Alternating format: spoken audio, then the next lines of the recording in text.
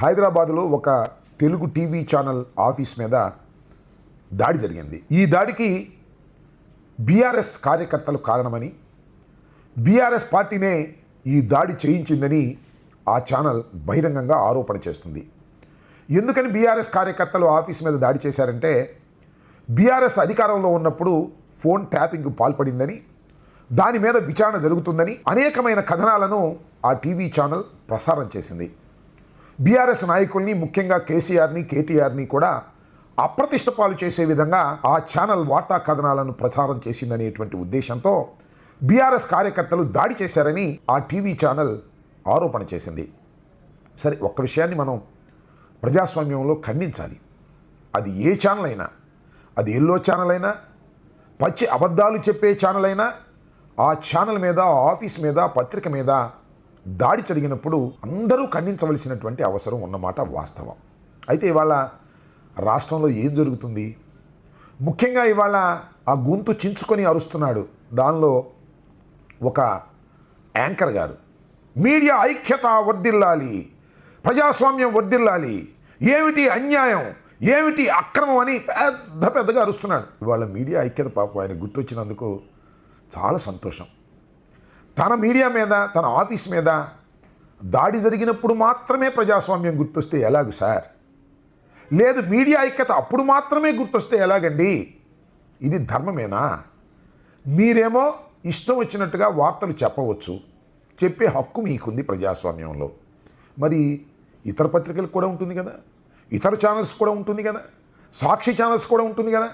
సాక్షి మీద దాడి జరిగినప్పుడు, సాక్షి ఆఫీసు మీద కోడిగుడ్లు వేసినప్పుడు, సాక్షి ఆస్తుల్ని ధ్వంసం చేసినప్పుడు ఏమైంది సార్?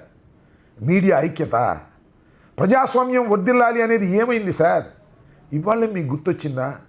అంటే మీ ఆఫీసు మీద దాడి చేస్తే అప్పుడు మీకు ప్రజాస్వామ్యం, ఐక్యత గుర్తొస్తుందంటే ఎంతగా దిగజారిపోయారో ఒక్కసారి ఆలోచించుకోవాల్సినటువంటి అంశం ఇక్కడ ఉందని నేను ఈ సందర్భంగా చెప్తున్నా. దానికి చంద్రబాబు నాయుడు గారు, పవన్ కళ్యాణ్ గారు కూడా ఖండించేటటువంటి ప్రయత్నం చేస్తున్నారు. మంచిదే, ఖండించండి. ఆ పత్రికలు, ఆ ఛానల్స్ మీద జరిగినప్పుడే దాడిని మీరు ఖండిస్తే, కడమా పత్రికలు, కడమా ఛానల్స్ మీద మీరే ప్రోత్సహించి పంపిస్తున్నారు కదా, దాన్ని ఏమనాలి అంటున్నా.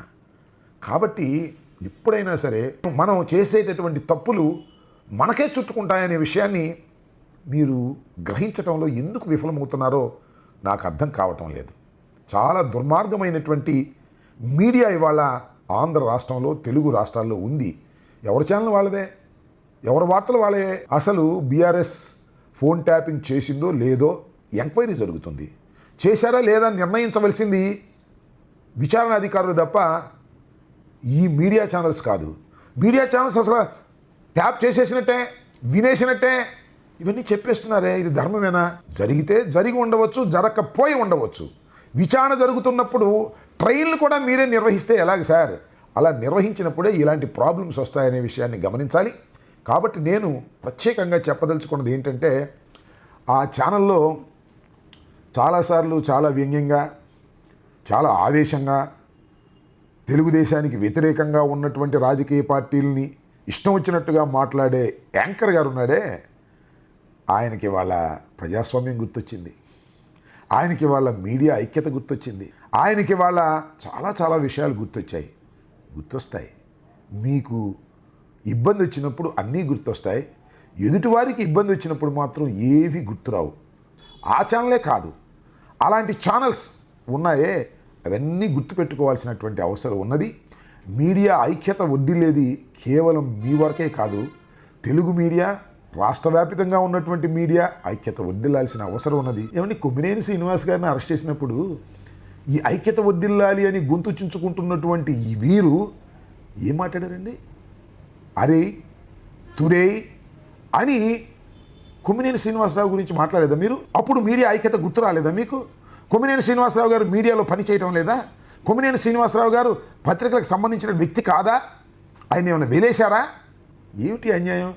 కాబట్టి ఎదుటివాడికి ముప్పు వచ్చిందని మీరు సంతోషపడితే మీకు కూడా ఎప్పుడొకసారి ముప్పు వస్తుంది అనే విషయాన్ని మరిచిపోయి ప్రవర్తించడం సరైనటువంటి విధానం కాదని, ఎస్, మీడియా ఐక్యత వర్ధిల్లాలని, మీడియా అందరూ కలిసి ఇలాంటి దాడుల్ని ఖండించేటటువంటి ప్రయత్నం చేయాలని ప్రజాస్వామ్యంలో అందరూ కోరుకుంటాం తప్ప సాక్షి మీద జరిగితేనేమో మంచిది, మా మీద జరిగితేనేమో ఐక్యత వర్ధిల్లాలి అనేటువంటి ఒక చౌకబారు మాటలు మాట్లాడేటటువంటి వ్యక్తులు మనసు మార్చుకోవాలని, సక్రమంగా వ్యవహరించాలని ఈ సందర్భంలో నేను చెప్పదలుచుకున్నాను.